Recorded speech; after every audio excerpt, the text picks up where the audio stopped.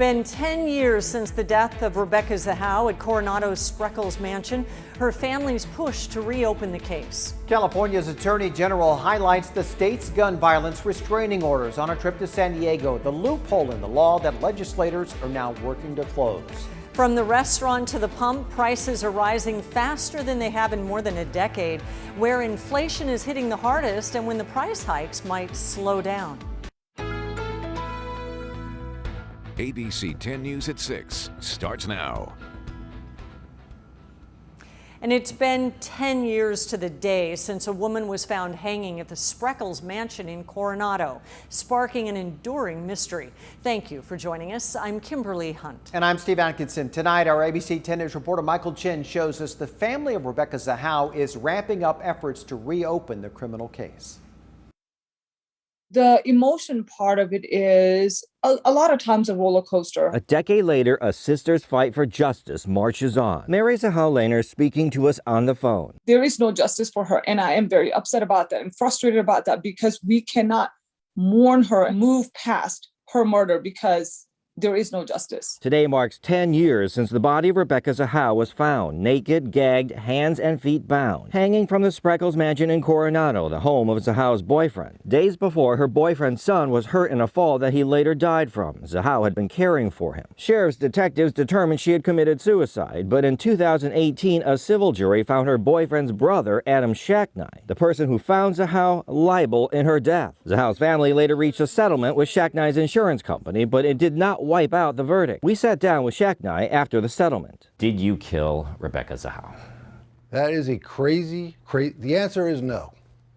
The answer is heck no. After a review of the evidence, the Sheriff's Department confirmed its suicide conclusion, but Zahau's family pushed on to reopen the criminal case, offering rewards for information. On Monday, family attorney Keith Greer filed a 153-page amended complaint asking the Sheriff's Department for investigative records about the case. Greer says he has new evidence, claiming a closer look shows the rope Zahau's body was hanging from was 86 inches off the ground. He showed how he cut her down, which contradicts Shacknai's civil testimony that he had to climb a table to cut her down. You could stand flat-footed and cut her down. You didn't need to get on a table. We're very confident that the evidence shows it was just staged. Today, Greer sent a letter to the Sheriff's Department asking for another agency to handle the case. A case that has now spawned a book and continues to attract headlines and internet sleuths. But for one sister, this remains a personal fight. I have to believe that there is hope. I have to believe that miracles do happen. And I believe that God will bring justice. The Sheriff's Department declined to comment, citing pending litigation. But previously, Sheriff Gore called their investigations thorough and fair. In that 2018 review, the department took a fresh look at existing evidence by investigators who had no prior involvement in the case. In the end, the department did not change its initial findings of suicide. Michael Chen, ABC 10 News. And a judge will hear arguments on the lawsuit in October. In a statement, Adam Shacknai called Greer's latest moves another desperate attempt for publicity.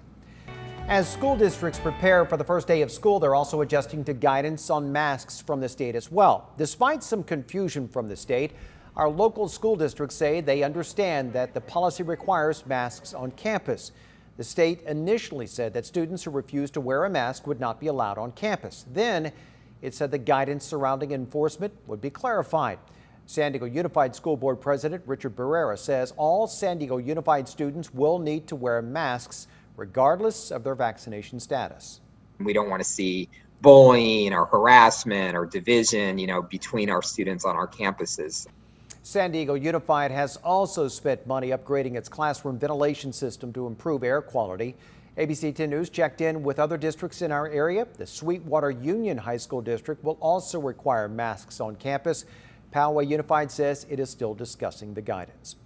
In the meantime, San Diego County reported nearly 350 new COVID cases today. New daily cases have been rising lately, with doctors believing they're all the Delta variant.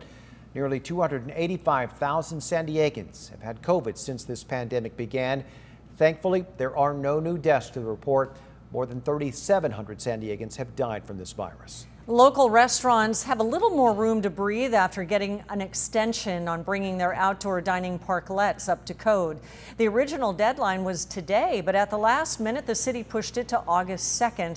Parklets must be ADA compliant. The city says they must also follow federal, state, and local fire codes. They cannot have a permanent rooftop or block red curbs. Businesses face thousands of dollars in daily fines if they don't make the necessary changes. The city of San Diego has seized more than 1,000 guns through the gun violence restraining orders. Today, the California Attorney General met with local leaders to highlight this program. Our ABC 10's reporter Adam Rakusin explains the state hopes other cities and counties in California will replicate this program. Take a look at this row of firearms. All of these were confiscated through gun violence restraining orders. It has been, as the chief will say, a game changer. Those are his words, and I agree. On Tuesday, California Attorney General Rob Bonta got a first-hand look at how San Diego's taken a proactive approach to keep people safe. Red flag laws are something that is just highly effective in preventing gun violence from happening in the first place. Gun violence restraining orders, or red flag laws, are a way for law enforcement to confiscate a gun from someone deemed a danger to themselves or others. It must get approval from a judge and can last anywhere from 21 days to 5 years. In December of 2019, police used a GVRO to remove firearms from a man they say was rehearsing a domestic terrorist attack in homemade videos. In 2020, San Diego County issued nearly 500 GVROs. That was almost 40% of all the GVROs across the state. We always need to be looking at the system, seeing if it's working, how it can be improved, if there's unintended consequences, addressing those, if there's ways to strengthen it, doing that. That's where University of San Diego graduate Marcus Friedman comes in. Currently, they're not able to take away the precursor parts that people can assemble a firearm within an hour or two. They would be able to take away the precursor parts as well. Friedman helped draft a bill that's now sponsored and in front of state lawmakers that aims to close a loophole in the current law. It would allow law enforcement to seize the firearm and any parts that could be used to make one. We know that this law will help strengthen it. We've talked to city attorneys in San Diego that specifically feel like this is a missing component of GVROs, and that inclusion of precursor parts will help make these people safer.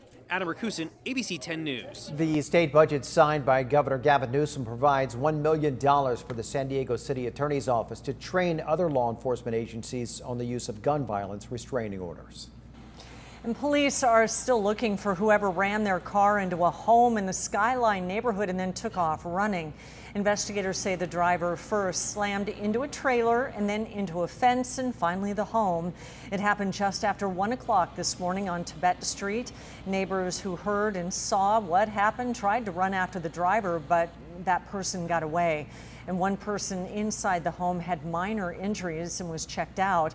The car appears to be a Chevy sedan with modified rims. If you recognize it, give San Diego police a call. There has been an increase in shark sightings near Del Mar. This video shows you young sharks spotted off the coast very recently.